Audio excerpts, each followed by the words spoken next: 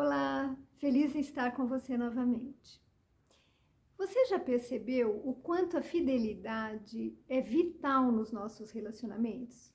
E fidelidade, por definição, quer dizer qualidade daquele que é fiel, daquele que demonstra zelo pelo outro ou por algo, daquele que mantém constância nos compromissos assumidos com alguém. E nesses tempos atuais, eu tenho me questionado muito sobre esse aspecto. Se eu estou sendo fiel a todos os ensinamentos que Jesus nos trouxe, se estou sendo uma verdadeira cristã. E eu me fiquei muito feliz pela oportunidade que o Centro Espírita JJ Rodrigues, aqui de Campo Limpo Paulista, me ofereceu de falar, de estudar um pouco sobre a vida dos 12 apóstolos, porque eu pude refletir sobre essa questão da fidelidade. Nós sabemos, como até Augusto Cury, enfatiza, que Jesus foi o maior psicólogo que já existiu, porque ele conseguiu transformar 12 homens incultos, rudes, ignorantes, nos 12 apóstolos, naqueles que foram capazes de levar o ensinamento de Jesus para o mundo, para a posteridade. Na verdade, nós só conhecemos esses ensinamentos através dos 4 evangelhos reconhecidos, que encontramos na Bíblia, do Evangelho segundo o Espiritismo, E percebemos que os 12 apóstolos se transformaram nas pessoas que mais divulgaram e exemplificaram todos os ensinamentos de Jesus, E eu vou, a seguir, narrar alguns fatos que constam no livro Boa Nova, de Chico Xavier, pelo Espírito Humberto de Campos, e no livro Casa do Caminho e os Primeiros Cristãos, de Sergito de Souza Cavalcante. E Pedro e André, eles eram irmãos, e eles estavam lá num dia, prontos para jogar as suas redes no mar, na Galileia, quando eles percebem uma pessoa se aproximando com passos silenciosos, vagarosos, mas firmes, e era Jesus. E quando Jesus chega perto de Pedro e de André, com aquele olhar meigo que a gente nem consegue imaginar, Ele fala em voz alta, forte, firme, Vinde após mim, que eu vos farei pescadores de homens. Vinde após mim, ou seja, siga-me. Esse foi o convite que Jesus fez a Pedro e André. Foi a convocação para que eles fossem seus apóstolos. E os dois não sabiam como explicar aquela confiança, aquela certeza de que naquela questão que Jesus estava propondo a eles, naquele convite, havia todo um desejo de mudança do mundo, de mudança do homem, Eles não sabiam explicar de onde aquilo surgia. E sem titubear, eles dizem sim, nós o seguiremos até o fim dos nossos dias. E foi exatamente o que André e Pedro fizeram. E André, ele foi aquele apóstolo que quando haviam 5.000 pessoas, assistindo ali, ouvindo as pregações do mestre, ele se aproxima do mestre e diz que não há comida para alimentar todos, E que aquele menino, leva um menino até Jesus, tinha 4 pães e alguns peixes. E é quando Jesus então faz a multiplicação dos pães e peixes e alimenta toda aquela população que estava ali junto a ele, E Pedro, nós sabemos que era o mais rude, o mais arrogante de todos os apóstolos, mas era também o mais autêntico, o que tinha mais convicção, vamos dizer assim. Tanto que Jesus chegou para ele e disse, tu és Pedro, e sobre essa pedra construirei a minha igreja. Não o prédio físico, lógico, mas ele estava apostando em Pedro para que Pedro edificasse todos os ensinamentos que seriam fornecidos por Jesus. E que então Pedro seria o principal instrumento para levar aquilo para frente. E nós sabemos que Pedro foi aquele que traiu Jesus, que negou Jesus 3 vezes, né? E quando o galo canta pela última vez, pela terceira vez, Pedro cai num choro copioso, porque ele era um homem rígido, ele julgava os seus amigos, os seus companheiros, por qualquer erro que eles cometessem. Ele não admitia erros, né? Fraquezas, e no entanto ele percebe ali o quanto ele havia errado ao negar o Cristo, o quanto ele fora frágil e fraco, né? No entanto, Pedro não se deixa abater por isso, e após a crucificação de Jesus, ele funda a Casa do Caminho e junto com os outros apóstolos, ele acolhe, né, doentes, desesperados, abandonados e continua pregando e ensinando tudo aquilo que Jesus nos trouxe, né? E mostrando então que a culpa, ela só serve para nos alertar, mas nós não podemos ficar retidos nela. Nós temos que ir em frente, nós temos que tentar recomeçar e buscar aí a nossa remissão, o nosso auto-perdão, assim como Pedro foi. E Jesus, após convocar os dois, vai seguindo ali pelo mar da Galileia e encontra Tiago Maior e João Evangelista, que estão junto com seu pai, Zebedeu, consertando as redes para a pesca. E Jesus faz o mesmo convite, né? Ele pergunta se eles querem participar das alegrias da Boa Nova. E os dois já eram seguidores de João Batista e já haviam ouvido Jesus na noite anterior. Então eles ficam muito felizes, né? Exultantes, e na palavra de Humberto de Campos, a única coisa que eles conseguem fazer é dizer mestre, mestre, né? Concordando ali com eles. E nós sabemos que esses dois irmãos foram os dois que pediram que sua mãe chegasse até Jesus e pedisse que cada um pudesse sentar um à direita, outro à esquerda de Jesus, quando Jesus conquistasse aquele reino dos céus. E Jesus aproveita esse instante, né, para passar aquela lição de que o maior não é aquele que tem posses, que tem poder, que tem cargo, mas aquele que é humilde. E os dois foram chamados por Jesus de filhos do trovão, porque uma vez eles estavam passando por uma aldeia de samaritanos e Jesus, com a sua comitiva, foi muito mal recebida. Então João e o Tiago Maior dizem para Jesus: o Senhor quer que a gente peça para descer fogo dos céus e dizime esta aldeia, como Elias fez?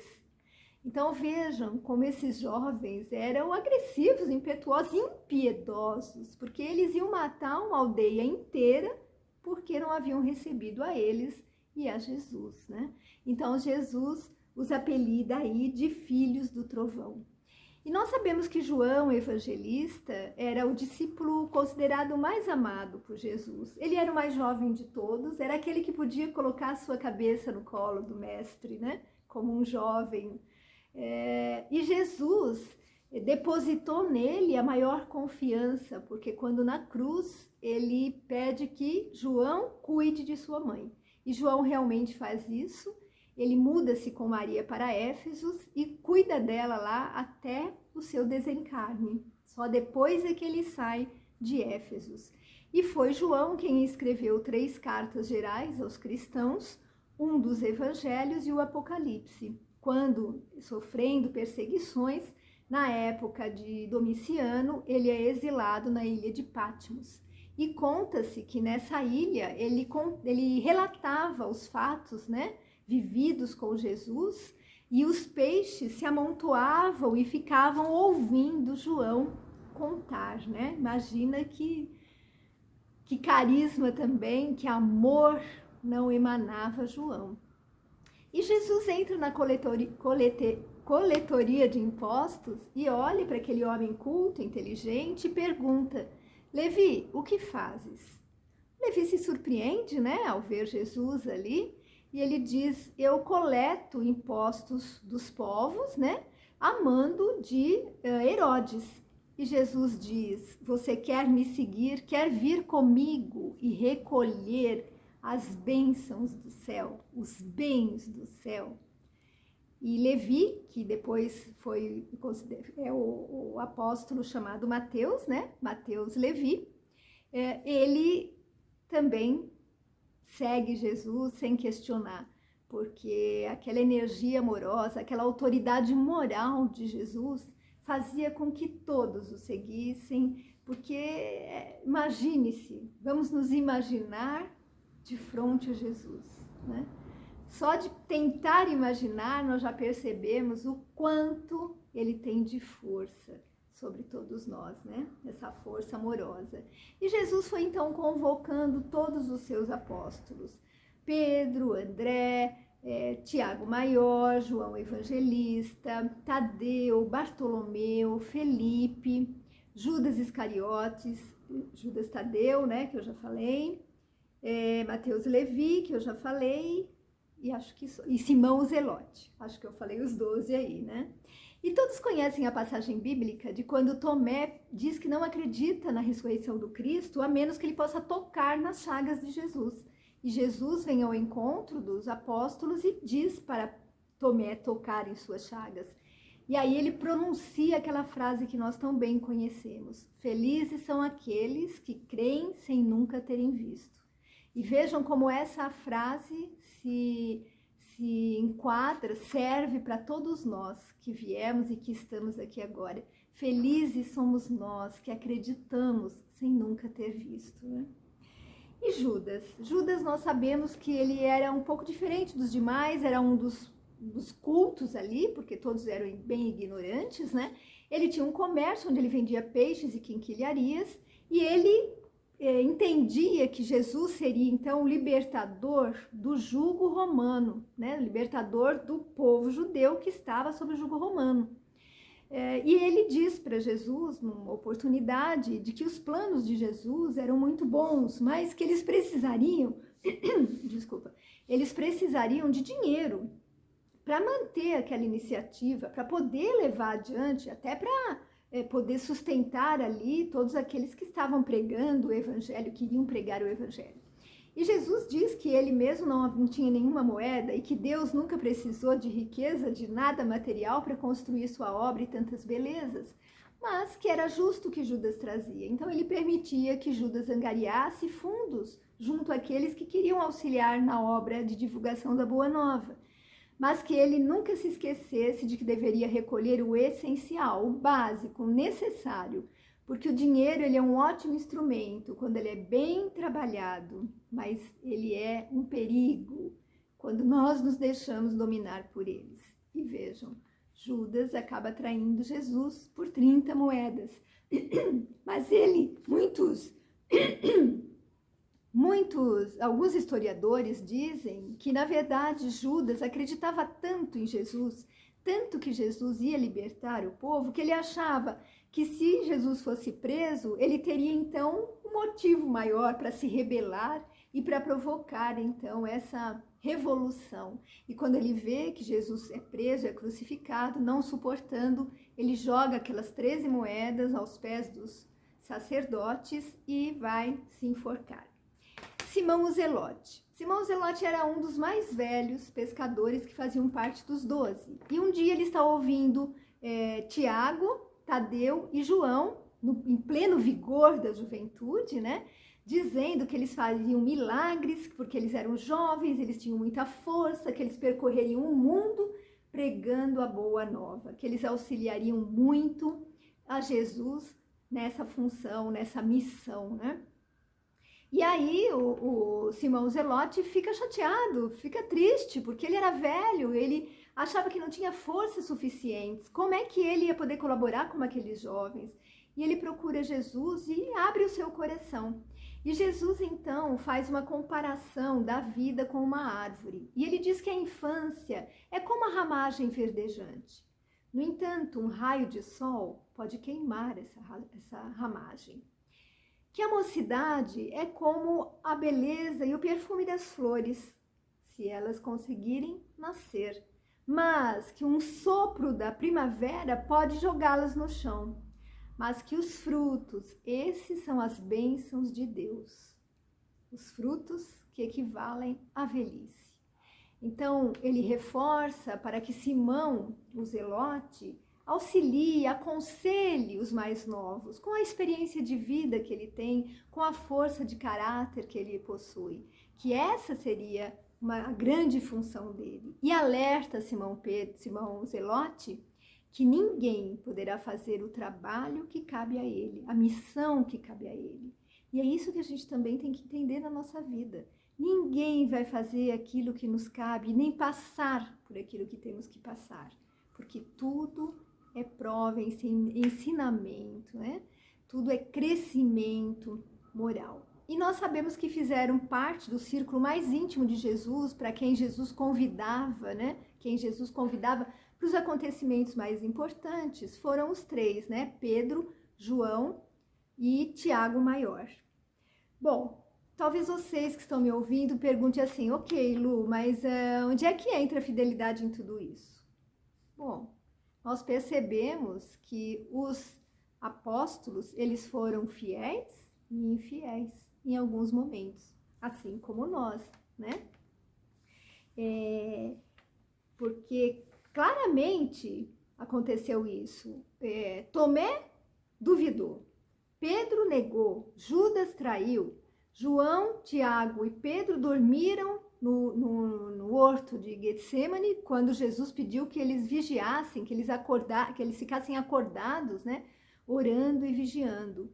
Então, todos nós, na verdade, somos como eles, né? Porque muitas vezes nós somos como Tomé, nós duvidamos de Deus quando as coisas não acontecem da forma que gostaríamos. Então, nós nos colocamos aí numa posição de vítima. Nós duvidamos, né, de Deus. Nós negamos o Cristo quando a gente deixa essa fidelidade que é tão necessária esquecida, quando nós contrariamos os ensinamentos de Jesus, quando nós persistimos no erro, mesmo sabendo o que é o correto, quando nós não nos esforçamos para melhorar, porque achamos que é uma tarefa muito árdua, muito difícil, né? Como Judas, nós traímos as pessoas quando damos a elas esperança e não as ajudamos e nem lhes mostramos o caminho. Nós traímos os nossos sentimentos mais íntimos quando deixamos os nossos valores de lado só para nos sentirmos pertencentes a um grupo, a uma tribo, a uma aglomeração aí social, política. Então nós deixamos os nossos valores de lado e seguimos como vaquinhas de presépio, né? Nós assim traímos aqueles nossos sentimentos mais íntimos quando nós agimos com falsidade para conosco mesmo, quando não queremos descobrir quem somos, quando falseamos em cima dos nossos defeitos, né? Quando traímos os nossos sonhos, quando nos propomos a ser mais pacientes, mais tolerantes, mais fraternos e nos deixamos aí dominar pelos apelos do mundo, da materialidade e esquecemos, né, essa nossa fidelidade aos ensinamentos, às leis divinas. Então nós traímos aí também, né? É um grande desafio, meus amigos, a felicidade, a fidelidade, não só fidelidade com relação a nós mesmos, como com relação ao outro, né? E porque nós vemos até os discípulos, os apóstolos, né, que estavam ali convivendo com Cristo, vendo todas as obras, as curas que ele fazia, sorvendo o ensinamento da própria boca do mestre, compartilhando ali com ele o dia a dia. Ainda assim, eles traíram, mentiram, tiveram medo. Pedro, ele falseou lá, ele balançou a fé dele quando ele andou lá sobre as águas, né? E eles estavam ali com Jesus. No entanto, Jesus entendia essa imperfeição e investiu neles, acreditou neles. E é isso também que ele faz conosco. Ele acredita em nós. Ele sabe que essa infidelidade vai fazer parte algumas vezes da nossa vida, mas que estamos lutando para sermos fiéis a esse amor que ele veio nos trazer, a essa necessidade de sermos melhores e de sermos mais fraternos. E quando Pedro negou Jesus, ele se lembrou de uma frase que Jesus disse, né? Os homens são mais frágeis do que perversos. E eu acho que é essa frase que deve também servir de consolo para nós. Nós também somos mais frágeis do que perversos.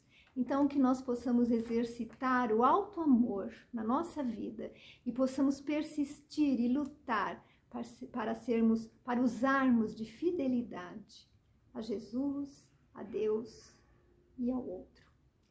Era isso. Muito obrigada. Até mais.